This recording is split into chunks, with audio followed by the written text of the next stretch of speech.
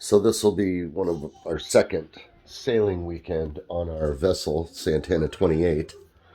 The debate is going towards Portland and maybe going to the McMinimums and maybe parking there and going to have a beer or whatever, and then sailing back, and that's upriver on the Columbia, and then we would be able to drift back with help from the dinghy and the teeny motor if we had a problem. I have a brand new Tohatsu 6 horsepower, and it runs primo, but we don't have a backup. So if we did the Astoria run, which was the original idea, if the motor was to break down, then we would be stuck downriver with a dinghy and a teeny little motor. If we go upriver, we have a backup plan. I want to be able to depend on this boat and trust it, but for me to do that, I literally need like an extra motor. I can just pin it right on the back. It's only a 6 horsepower. One of these days I'll get a long shaft, just $500 spare. That's the lack of confidence with outboards if I had a diesel that ran forever. But I'm watching a lot of your guys' videos, and those diesels seem to be high maintenance too. So I just don't know if the difference is that extreme. So there's the debate. You'll see what happens. We're at home right now in Portland talking about which one we're going to do. So cooking breakfast here the day before our trip. We decided to go upriver because we don't have an extra outboard. We don't really have the means to get our boat back safely, and this is our second major sail. So we're going to go upriver towards McMinimums in Kalama from Kathlamet. We should be able to do that in a couple days or even a long day. But I'm learning, so we're going to play it safe. This way we can float downriver and we can use the river's current to take us home a little bit. We get in trouble. Unfortunately, it's supposed to rain, be some high winds. It might be interesting out there. So now that the system's drained, got the cutters there ready to make the cut, put on my stop, and then install the auto vent. But first, let's go sailing. Are we live? Yep. So, first step is sailing, getting to the boat, getting all the stuff. We made a checklist. And we didn't use it. It's a checklist if you don't think.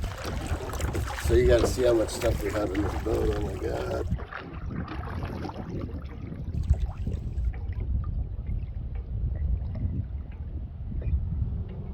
Show them the prevailing wind.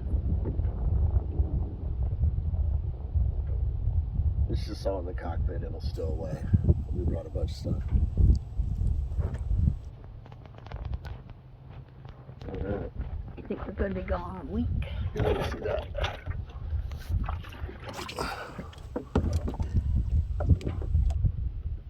Yeah, that goes in the cabin. That goes there. That goes. Yeah. I'll show you in a few. Underway. There's Kathlamet down there. There's the bridge if you can see it. Not really any wind. We're going to kind of slowly put up our stuff anyways in case we get some gusts. Motor sail, so to speak. So this will be a nice test on this little Tohatsu. Check in with you. We're doing it. No wind though. These houses. Some bomb houses though.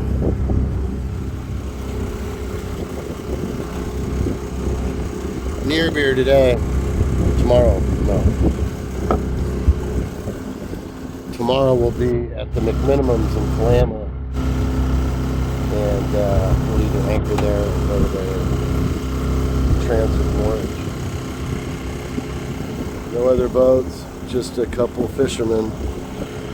Haven't seen any sailboats. Looks like we might be getting some gusts.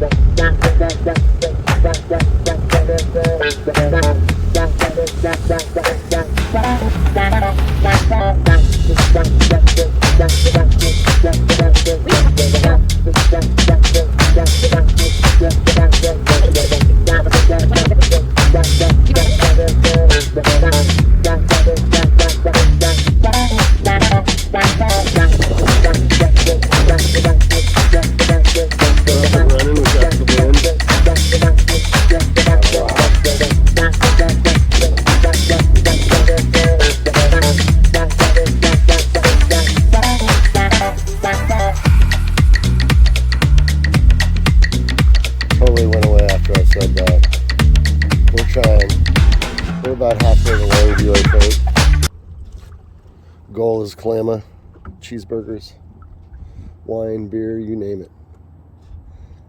All right, we got debris. We're going to do attack.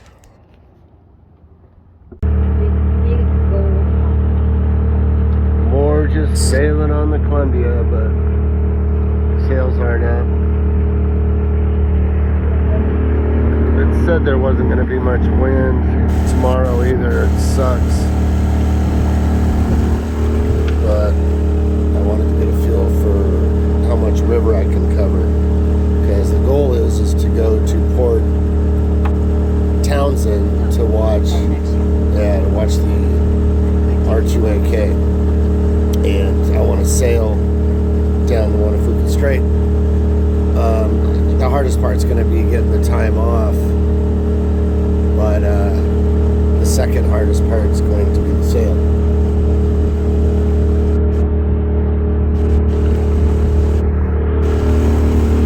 Tatsu holding up.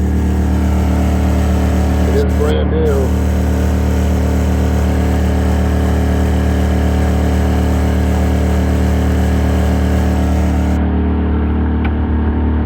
Highway 4. So one of the parts that there's lots of upgrading still left to do, but I'll show you my Traveler.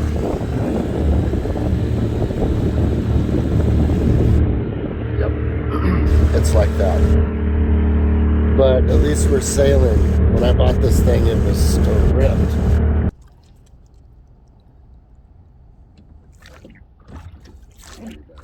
We're taking the dog to shore to go to the bathroom. But it's been pretty much motor sailing the whole time so far. God, look at that. That is a cool shot. And you can see. And then show this beach. Look at that.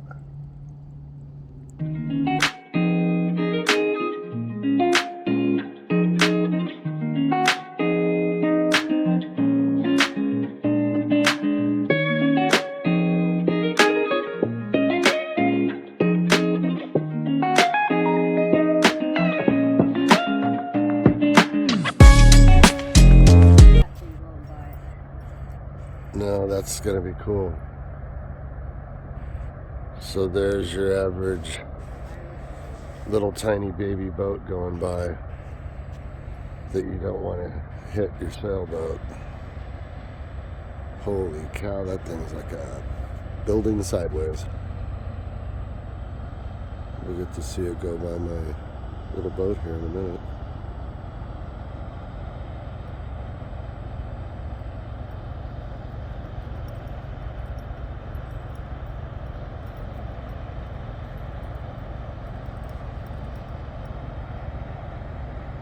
So I'm finally remembering to hold my phone sideways.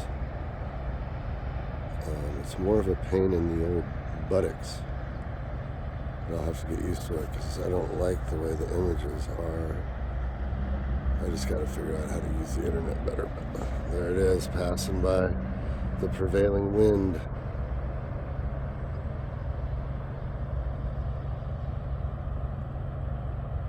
This would be a hell of a place to just camp in the boat. It's 7:30 right now. I was gonna keep going, but man, this is tempting. Cook some dinner and chill. Do the rest tomorrow. Huh. We'll find out. We pressed on.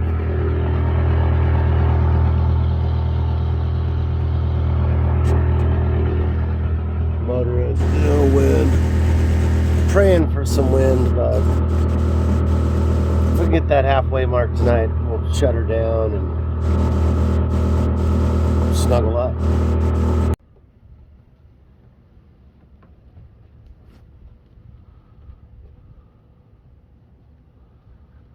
So we are finally parked. It's about 9:45, 9:50. Man, I'll tell you the story here in a minute.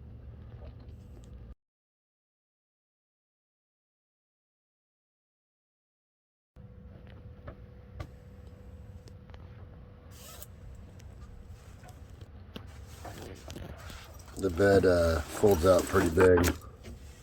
So we anchored in some pretty good current.